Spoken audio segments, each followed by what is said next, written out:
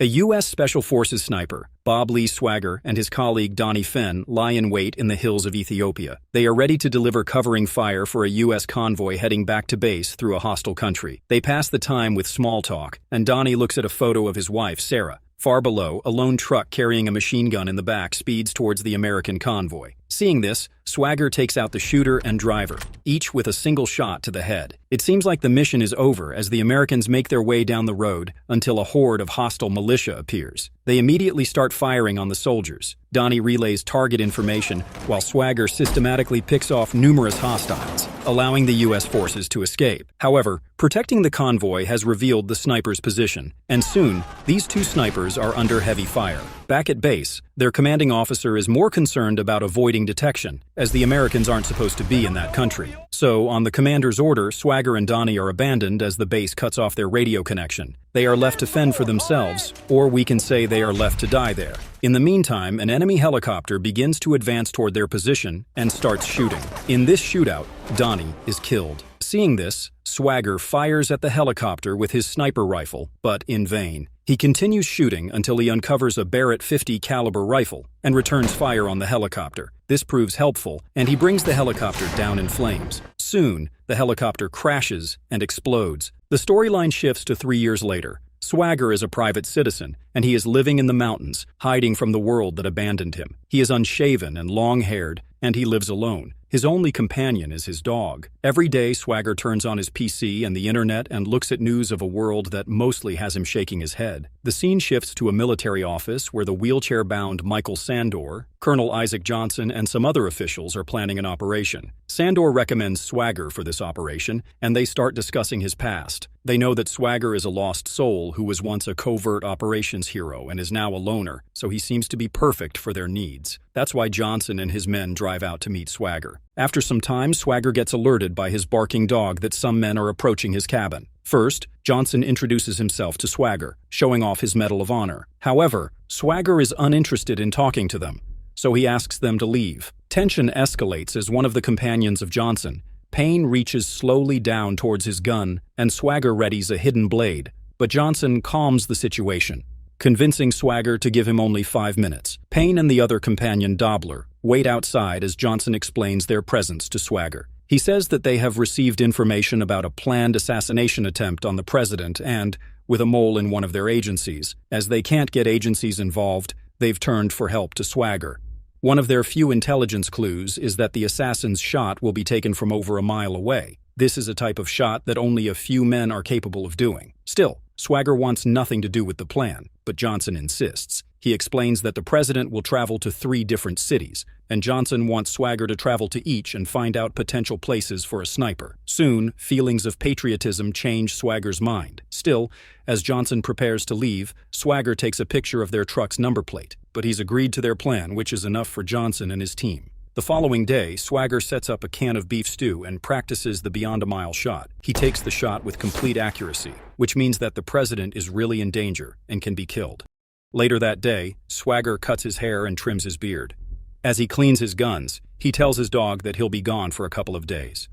True to his word, Swagger scouts each location and inspects the surroundings. After that, he reports back to Johnson that the likely location is Philadelphia, where the killer can take a shot at the president. Johnson wants Swagger there to help catch the assassin. Fast forward to the day of the speech in Philadelphia, we see that the snipers are everywhere for the security of the president, along with federal agents. One of the FBI agents is newbie FBI Special Agent Nick Memphis, looking here and there as he is appointed at some useless place. Meanwhile, Swagger stands in a nearby office with Johnson, Payne, and Dobler. Just then, a fat Philadelphia Police Department cop, Officer Stanley Timmons, comes there. Johnson introduces Timmons to Swagger and says that he will be helping the team on behalf of the police department.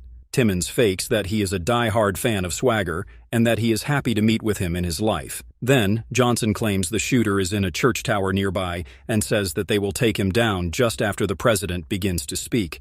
But Swagger's eye is taken by the fact that Timmons' gun is not buttoned correctly.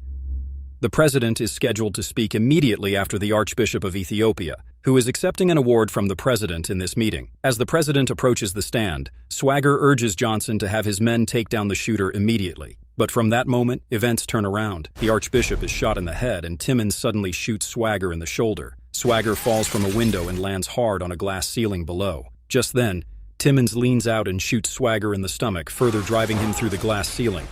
As Payne's team men pack up their things, he rebukes Timmons for not finishing off Swagger. They leave behind Swagger's sniper rifle and a bullet at the crime scene to frame Swagger. Then Payne orders Timmons to finish Swagger off. As Swagger flees, he stumbles into Memphis asking for his help. Memphis draws his gun out, but Swagger flips him over hard on the ground. He handcuffed Memphis to a gate, telling him he was set up and Timmons was in on it. Grabbing Memphis's gun, Swagger drives off in his car. Timmons catches up to Memphis and alerts the cops that Swagger has stolen an FBI car. Now, everyone is searching for Swagger, and he drives into a car wash to hide from the helicopters above his head. While his car is being washed, Swagger hops in the back seat and cuts a hole in the trunk, where he grabs a medic kit and tends to his wounds. Speeding out of the car wash, he is seen again by the cops, and a chase ensues between the police and Swagger. At a cross-by, the back end of Swagger's car is smashed by a pickup truck, causing him to spin around. Soon, Swagger finds himself directly in front of a line of police officers. Seeing this, he throws the car into reverse as the cops open fire on him. Swagger drives through a construction site and directly into the river behind him. After some hard work searching in the water, the cops recovered the car, but no Swagger. He was pulled alongside a boat and made it underneath a bridge. From there, he hot-wired a truck and took off. Meanwhile, FBI agents watch a news report of the assassination attempt and Swagger's escape on the TV. They are all unhappy that Swagger overpowered Memphis so quickly, even though Swagger is highly trained and Memphis is just 3 weeks out of the academy. While meeting with his superior officer and other agents, Memphis tells them what Swagger said to him about Timmons, but they all say that he didn't hear anything and it's just his hallucinations. Still, Memphis will be put up for review. Late at night, Swagger drives to a store and knocks out the power so that the store owner cannot recognize him. He then goes inside and buys some supplies. Swagger drives to an empty car repair station and makes an IV for himself using the supplies as he has lost a lot of blood. After that, Swagger drives all night to Kentucky, where he goes to Sarah's home. Sarah is the widow of his old friend Donnie, who died in Swagger's last mission. Now, Sarah is startled by him coming by since she's seen the news about what happened. Still, she lets him enter, and he apologizes for not meeting her after Donnie died. She did receive his letter, though, along with flowers each year on the anniversary of Donnie's death. Swagger gives Sarah a list of things to get and sends her out to get them. She eventually buys everything, and he quickly instructs her how to treat his bullet wounds before passing out by inhaling an anesthetist. Even though Sarah is not a nurse, she does a decent job cleaning him up. Meanwhile, Memphis looks further into the assassination attempt and discusses it with a fellow agent, who tells him to stop looking into it, as it can be dangerous. But the facts don't add up for Memphis. For one thing, Swagger is a top-notch sniper capable of impossible shots, and Memphis doesn't think Swagger would have missed the president, who was the assumed target in the conditions at the time if he'd been the one who did it. Also making him suspicious is the fact that the ballistics report came in literally 10 minutes after the shooting, while the scene was still locked down, and before the pursuit of Swagger could even begin. Furthermore, the story that Officer Timmons gave is questionable. He claims that he saw a rifle barrel sticking out a window, but Memphis knows that no sniper does that. They instead sit back further in the room and shoot from there, which reduces the risk of getting hit by return fire from enemy soldiers. As if that weren't enough, he's told that Officer Timmons was shot and killed by a mugger just hours after the shooting. This makes him think that Timmons was indeed in on the frame-up and was killed to tighten up all the loose ends. Memphis goes to all of the locations that Swagger went to and the church tower, where he sees specific markings in the dust. Seeing all this, he's convinced that Swagger isn't the guy they should be after, since he would not have missed the president and hit the Ethiopian archbishop. Memphis also goes online to a gun chat room, where he finds out exactly what kind of gun was used in the assassination attempt. During this time, he begins to notice that people are watching him. On the other hand, Swagger eventually gets better and tells Sarah that he will go after the guys who set him up. Sarah informs him that news reports are saying that Swagger killed his dog and tried to kill the president, with pictures released of him wandering out of each location to find the perfect spot to kill the president. However, Swagger is pissed that they killed his dog and now naming him for this too. Moments later, in front of Sarah, he blames himself for Donnie's death as he was there with him at that time, but could not save him. Hearing this, Sarah slaps him in the face and tells him that Donnie fully knows what he got into. After that, Sarah gives Swagger Donnie's first sniper rifle and volunteers to help him in this mission. Their first course of action is to find Memphis. Sarah wears a disguise and meets Memphis in a public place. She hands him the photographs of Johnson's license plate, proof that Johnson came to Swagger earlier. Swagger watches across the street but is seen by police who think he's suspicious. Two cops approach him, one with an attack dog. After Sarah and Memphis leave, Swagger throws coffee into a cop's face and makes the dog attack the cop. He then throws the cop and dog through a window while beating the other police officer. Then he ditches his jacket in a litter box too and walks away.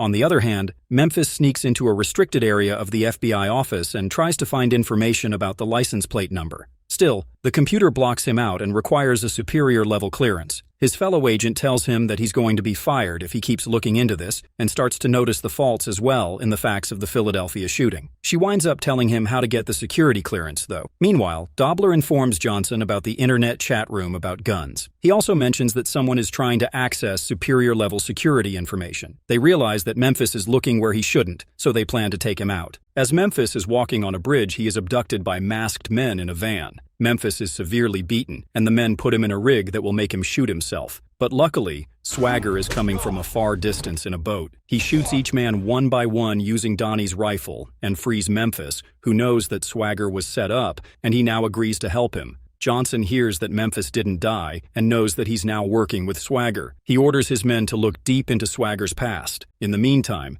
Memphis drives Swagger to an old humorous guns expert. Swagger asks the expert who could make a shot beyond a mile. The expert replies that, apart from Swagger, there's one man. That sniper used to be sadistic, just shooting to wound and killing everyone who tried to help the wounded. He must have killed hundreds of people. Once, he was in a building that was destroyed, and some believed him to be dead. However, Swagger immediately understands that the sniper is actually alive and that he is Michael Sandor, the handicapped Russian who's working with Johnson. On the other side, Johnson knows that Swagger will look for the shooter, so he lets Sandor act as bait to lure Swagger out. Meanwhile, Dobler found that Swagger has sent flowers to Sarah each year and believes that she helped him escape from the police after the event of shootout on the president. So, Johnson orders them to get her. The following day, Swagger and Memphis go to a big hardware store and buy many supplies. They then drive out to the woods, where they make napalm, pipe bombs, and gas bombs. Swagger teaches Memphis to use a sniper rifle and makes him practice while he sets off bombs nearby. Meanwhile, Sarah senses that someone is present in her house and takes out her shotgun. Suddenly, a henchman appears with a silenced pistol, but is blasted through the chest by Sarah. Just then, Payne sneaks up behind Sarah and makes her put down the shotgun. He asks her where Swagger is and beats her up. Elsewhere, Johnson meets with corrupt Senator Charles Meacham and gets his approval to fly in over 20 soldiers to kill Swagger. This senator is the real person behind Johnson, who is doing all the evils. In the meantime, Swagger and Memphis find out where Sandor is present, so they plan an attack. Memphis remains near the forest while Swagger moves closer to the cabin. He sneaks up behind a guard and stabs him in the back, then sets up some bombs. He stabs another guard through the chin and again places more bombs. Sandor is all alone now. He reveals to Swagger what really happened on the shootout day. The president was never in any danger, and the archbishop was the real target because he was going to talk about Americans committing genocide in Africa to build an oil pipeline. The best way to kill the archbishop was to make it look like a failed attempt on the president, so they took this option. Also, Swagger was part of the genocide since back in Ethiopia, Donnie and he were covering the soldiers that murdered the villagers. Swagger is shocked by hearing all this and asks about Johnson, but Sandor doesn't know his real name. However, he does know that he works for Senator Charles Meacham. In the meantime, some more soldiers surround the cabin, and Memphis warns Swagger. Sandor also pulls out a pistol and shoots himself in the head as he is just waiting for the soldiers to come there. Swagger orders Memphis to set off the pipe bombs and then the gas bombs. Two soldiers go into the house, and Swagger shoots both dead. Memphis sets off the bombs, and Swagger shoots out of the cabin. Memphis covers Swagger, and a big shootout happens there. Luckily, Swagger makes it to Memphis, and a helicopter shows up to kill them. Seeing this, both men run a safe distance and set off the napalm bombs, blowing up the remaining soldiers and destroying the helicopter. Later, Memphis calls the FBI field office and informs his superior officer that he has Swagger in custody. He knowingly talks long enough for them to trace the call. Swagger then calls Johnson, who tells him that he wants to meet. Johnson reveals that he has Sarah, and Swagger reveals that he recorded Sandor's confession about everything Senator and Johnson are doing in Africa. Johnson agrees to meet, but wants to see him coming from a long way off.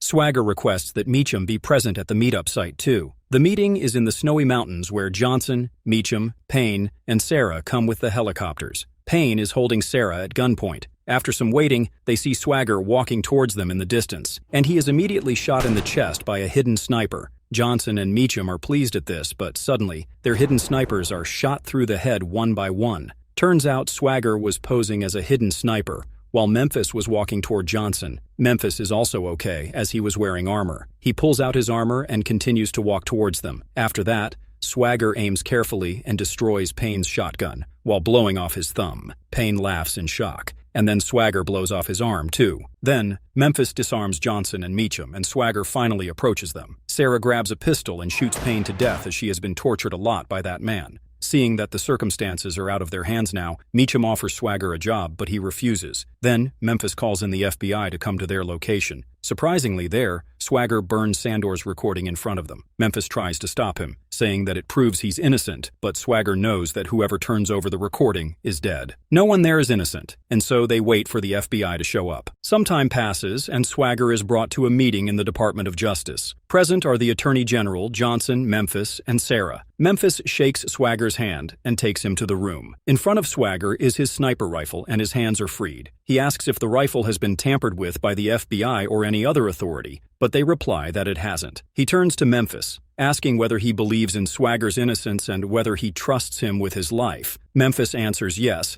and Swagger loads a bullet into the rifle, aims at Memphis, and pulls the trigger to a resounding click as nothing happens. The truth of the situation is clear. Before he left to scout locations, he removed the firing pins from all his weapons, including the rifle in front of him that was supposedly used in the shooting. It was impossible then that he had used his gun to kill the Ethiopian archbishop. So, he is clearly innocent. Swagger and Memphis then argue that the real guilty party in the room is Johnson, tying him to the mass genocide in Ethiopia. But the Attorney General has no jurisdiction over crimes Johnson may or may not have committed in other countries. That's why Johnson is allowed to leave without any charges. Before leaving, Johnson tells Swagger that he has won again. The Attorney General frees Swagger, convinced that he's innocent. However, he tells Swagger that sometimes justice isn't fair, but we don't live in the Old West anymore, where you can clean things up with a gun. Sometime later, Johnson celebrates his victory with Senator Charles Meacham and Dobler in a remote cabin. Meacham and Johnson laugh about winning again,